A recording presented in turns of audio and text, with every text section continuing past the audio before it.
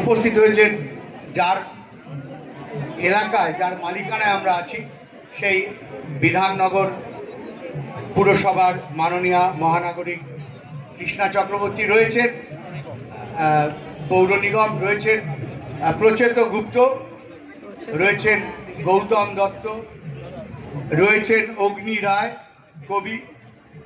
তাদের একে একে আমরা মঞ্চের কাছাকাছি ডেকে নিচ্ছি। আমাদের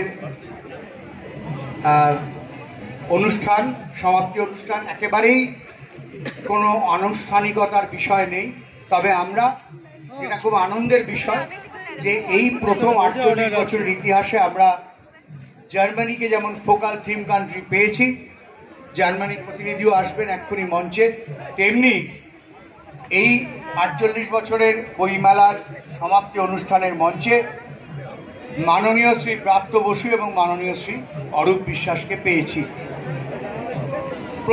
তারাই প্রথম এসছেন।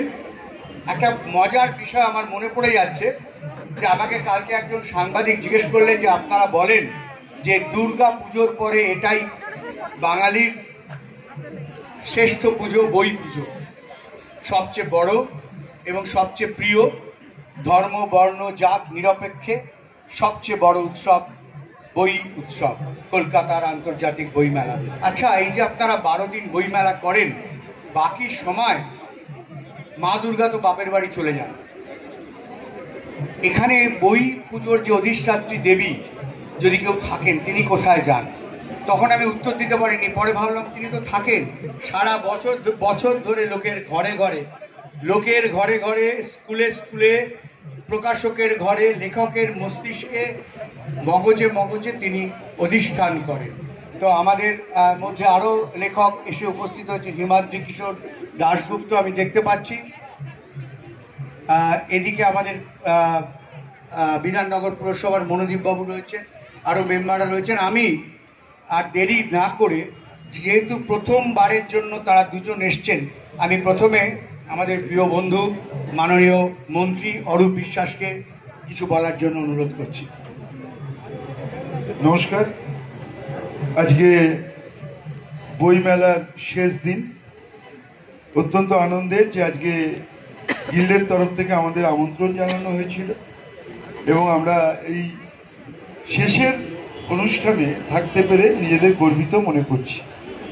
মঞ্চে কলকাতার মহানাগরিক, শিক্ষামন্ত্রী, আমাদের বিধাননগরের মহানাগরিক, গিল্ডের সভাপতি, সম্পাদক সহ সমস্ত লেখক, কবি, তারা সবাই রয়েছেন, সাহিত্যিক রয়েছেন।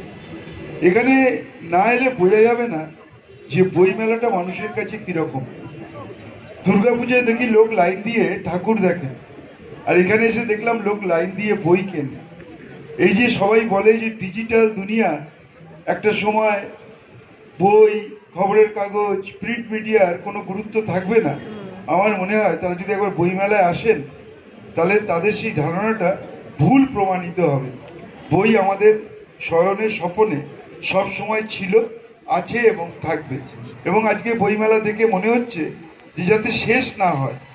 অনেক মানুষ এখনও আসছেন, কেন তাড়াতাড়ি শেষ হচ্ছে? আমার মনে হয় সারা বছরই যদি বইমেলা হয় তাহলেই আমাদের সব থেকে ভালো হয়। আমি এই উদ্যোক্তাদের অভিনন্দন এবং শ্রদ্ধা, কৃতজ্ঞতা, প্রণাম জানাবো রাজ্যের মাননীয় মুখ্যমন্ত্রী মমতা বন্দ্যোপাধ্যায়কে, এবং অবশ্যই আমাদের প্রশাসন এবং পুলিশকে। এত সুষ্ঠুভাবে, আমি শুনছিলাম প্রায় 27 থেকে 28 লক্ষ মানুষ এই বইমেলায় এসছেন। এত সুষ্ঠু ব্যবস্থাপনা, এটার জন্য আমার মনে হয় আমাদের রাজ্যের মাননীয় মুখ্যমন্ত্রী মমতা বন্দ্যোপাধ্যায়ের উদ্দেশ্যে একটা জোরে করতালি দিয়ে অভিনন্দন জানানো উচিত। যে এত মানুষ তারা এসছেন, বই পড়েছেন, বই কিনেছেন, জ্ঞানার্জন করেছেন এবং কিছু নিয়ে গেছেন যেটা বাড়িতে গিয়ে তারা পড়বেন। তো আমার মনে হয় যে এত ভালো ব্যবস্থাপনায়, এত সুন্দর আয়োজন এবং সমস্ত মানুষ, আজকে বইপ্রেমী মানুষ, বইকে ভালোবাসার মানুষ, তারা একত্রিত হয়েছেন আজকে এই বইমেলার মিলন ক্ষেত্রে। এই মিলন ক্ষেত্র চিরকাল আমাদের কাছে থাকুক, অমর হয়ে থাকুক এবং বছর বছর চলুক। সবাই যেমন অপেক্ষা করেন মা দুর্গা কবে আসবেন, ঠিক তেমনি সবাই ভাবেন বইমেলা কবে হবে।